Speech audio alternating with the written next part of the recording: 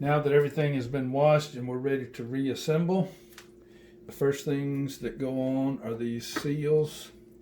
The front one slides into place. Just make sure it's good and snug. The back seal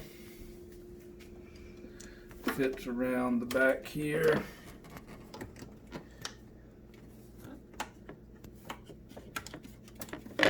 You want to make sure that makes a good snug fit.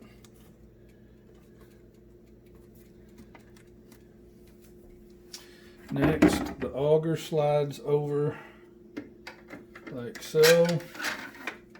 It will snap into place when it's positioned right. You twist the auger until you feel it slide into place snugly.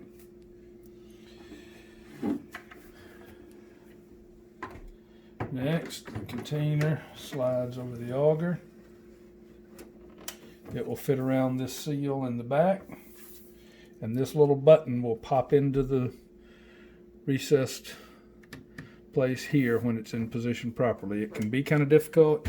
Might have to kind of hold on to the back of the unit while pushing in, and then it'll pop down into place. That button pops out. Then this seal goes back there the way it came off.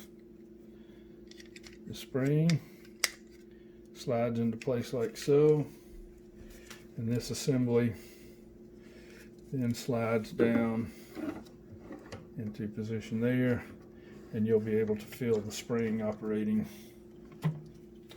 Then the handle goes on, which can be a little difficult. You have to position it, pull out on the handle until that snaps into place, and it operates like so. And then lastly, the top goes on.